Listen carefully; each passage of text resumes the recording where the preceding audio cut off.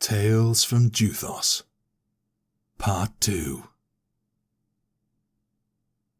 Stood at the helm of the Aetherling, Sullidan looked up at the mouth of the great, sea-facing cavern that housed the port of Gren. Hiding his gaze beneath the hem of his enormous sea cloak, he sought out the emplacements he knew he would find built into the ceiling. Shadows of the cannon crew cast across the stony grey expanse from lit braziers within confirmed what the captain already knew. "Do you think they mean to take her?" came a voice to his right.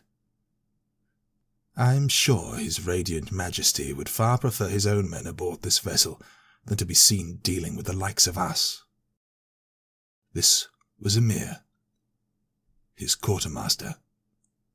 A full head shorter than the captain, he was currently struggling to match his horns with the holes cut in the hood of his own cloak. Sullidan grunted.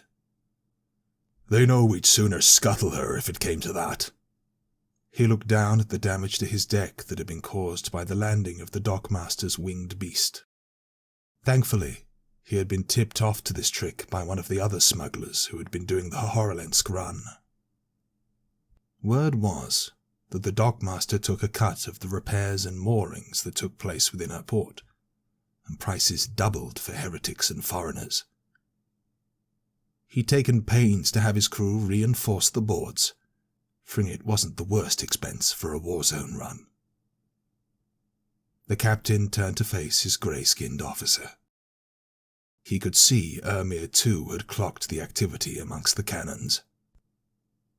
"I can't imagine it's cheap, pulling a ship's carcass from a sea floor in a busy port like this," Emir said, leaning forward on the railing to idly scratch his face. "Aye.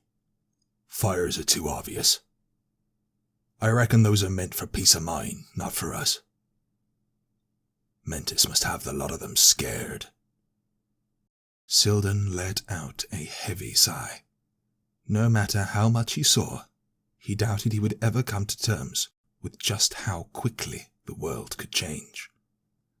"Looks like we won't be heading south in any great hurry, though. If they do want something else, they'll be sure to make us wait for it." Sullidan watched as the first escort vessel dropped its anchor and the crew aboard threw lengths out to waiting dockhands. This was a pretty standard setup when it came to working with state clients. They'd sit you opposite the broadside of one of their vessels, just in case things turned nasty.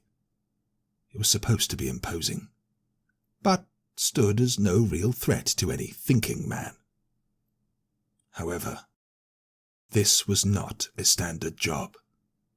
When the king's envoy had originally found Krulleg and his crew gathering supplies for the trip southward, hidden as they believed they were in the free harbour of Larsis Rock, he had proposed a seaborne exchange. Far cleaner, far easier, and with less eyes all around to later comment on the king's dirty dealings with smugglers. It had taken a small fortune to convince the captain to bring the Aetherling into port here of all places, and he very much doubted a simple exchange would be the end of it.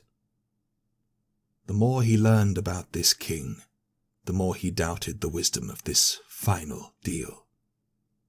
But his officers had agreed unanimously that the money and favour garnered by the run would serve as a great insurance should plans in the south run foul. "Are you going to be all right? Coming back here, I mean?" Emir said, with a concerned tone. The Ashkith didn't look at him, but Sullidan could see the tension and unease in his quartermaster's frame. He had been waiting for someone to bring that up. "Honestly, no." His quartermaster turned, clearly not expecting an earnest response, blue eyes searching for signs of jest or other intent in his captain's hardened expression. Sullidan slowly moved his glare to meet Emir's own.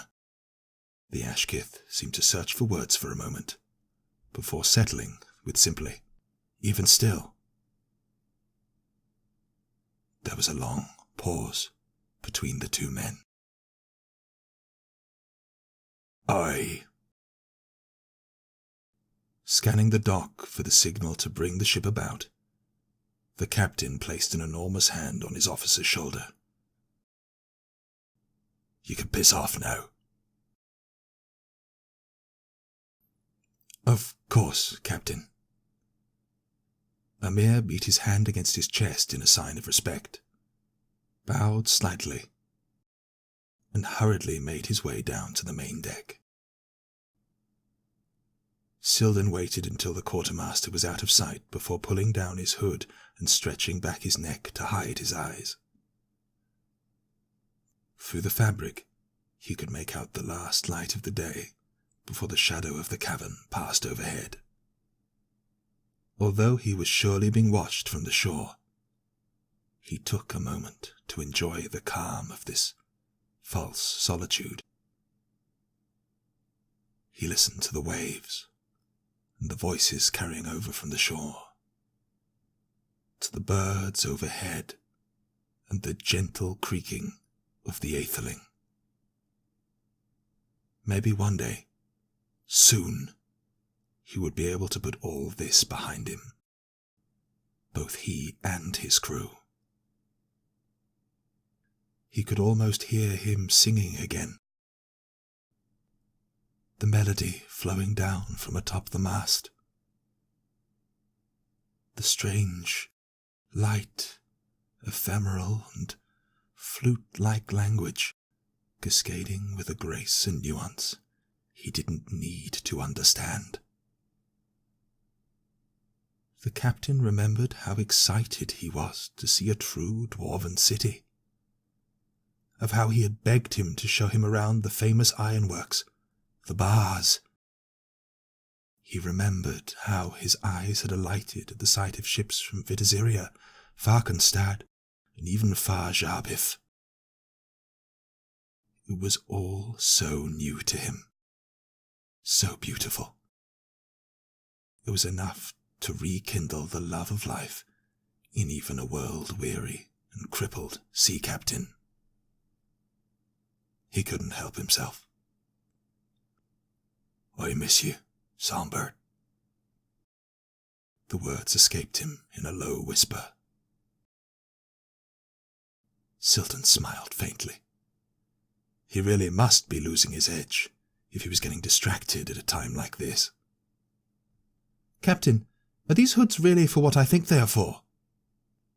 A small voice called out from the main deck, stirring Sullidan from his reverie.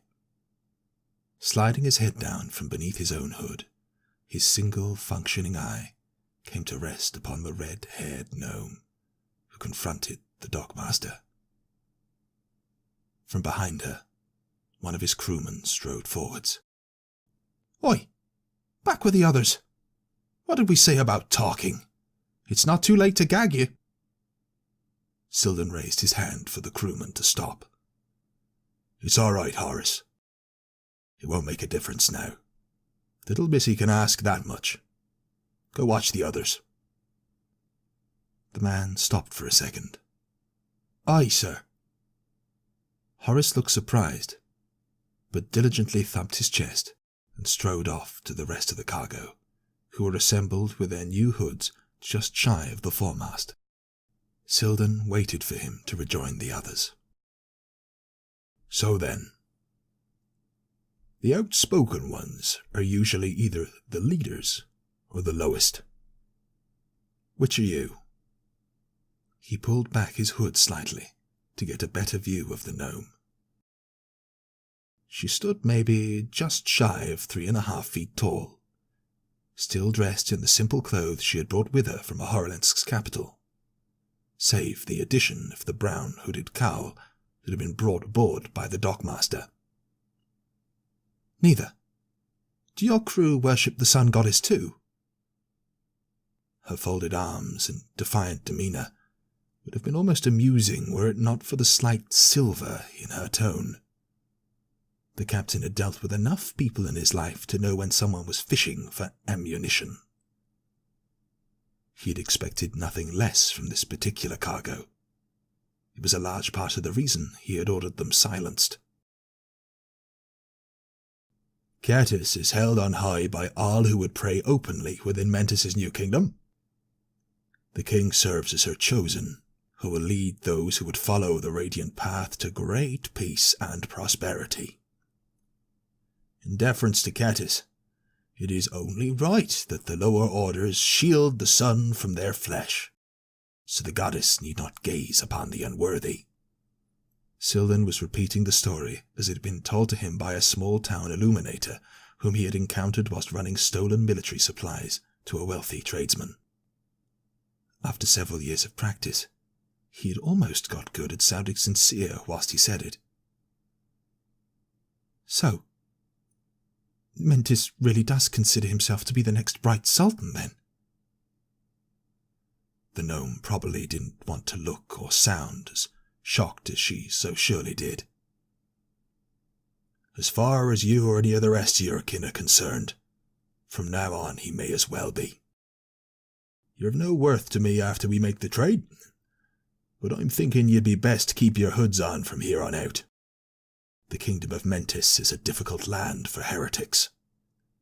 Do you know a lot about that, Captain? The man couldn't help but chuckle.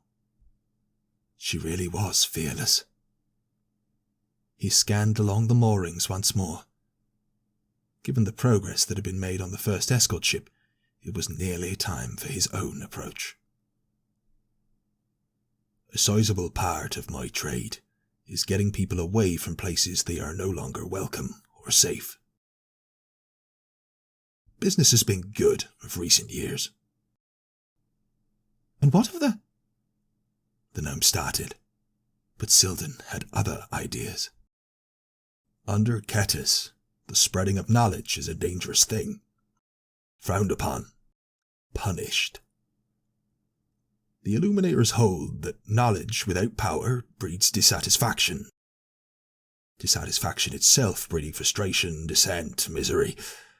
Further, as all power comes from the gods, it is only fitting that Cetus' church tells you what it is you need to know. This way the worthy and unworthy can live their lives without ever knowing the darkness, and so all men and women alike can find prosperity according to the sun goddess's plan.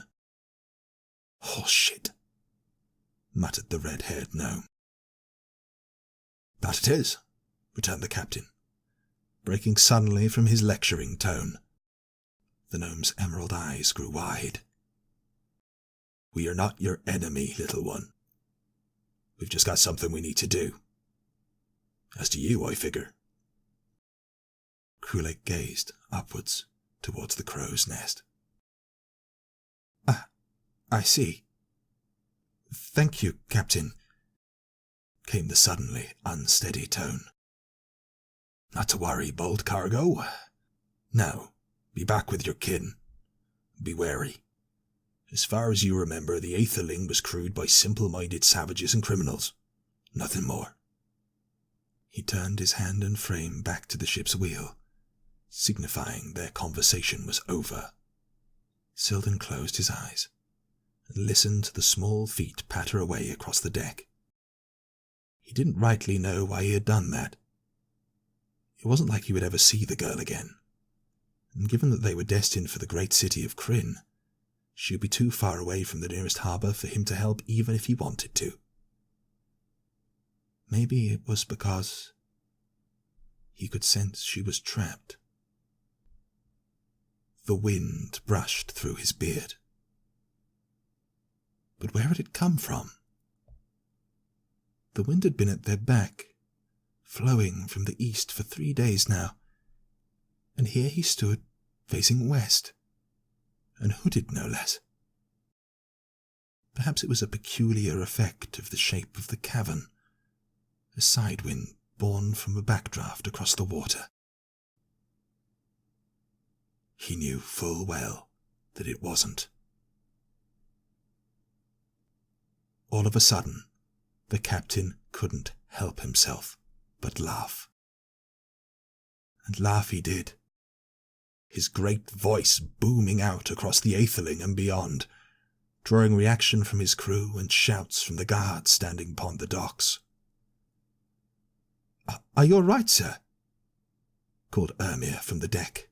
The Ashkith had scrambled back to the main deck to investigate the strange sound. But Krulleg just laughed and laughed and laughed. He wiped a tear from his eye. "Mr. Ketting," he called to Ermir finally, "begin the preparations for docking. We mustn't keep our clients waiting." Ermir, who was visibly concerned, even beneath the heavy sea cloak, returned the call. "Aye, sir. Shall I take the helm whilst you prepare for negotiations? Fix yourself a stiff drink, perhaps?" The captain chuckled at his quartermaster's dismay. "Nay, nay. Do you think me an old man, Mr. Ketting? I'm young enough yet to dock my own ship." The Ashkith studied his captain for a long moment, taking a few steps back. "Are you deaf, Mr. Ketting?" Krulleg knew full well that he wouldn't have to ask twice. "No, but I may need to see the surgeon anyway, sir. I could have sworn I heard you laughing." "Well then, boatswain, you heard the captain?" The quartermaster smiled as he was about his business. Nodding, Krulleg studied the king's men assembling upon the shore. He could see covered caravans which were being ready to carry the gnomes westward towards Gren. The various people of Gren were milling about at the railings, eager to see what all the fuss was about, despite the best efforts of the local guard. A number of officers amongst the king's men present, distinguished as they were with the half-sun and crown mark of Mentis' house, were hurrying about with tense looks upon their faces. He would have to remember this laughing thing, Sullidan thought to himself. Even at the vast disadvantage in which he and his crew had found themselves, he was deeply gratified that he had still found a way to throw them off. "Drop the anchor. Be ready to cast the lines," he called out across the deck. He could see a group gathering around the dockmaster to meet him. If his suspicions were confirmed, and he would be staying in Gren for a short while, he would have to visit the Mountain Heart Tavern again. That had been his Songbird's favourite.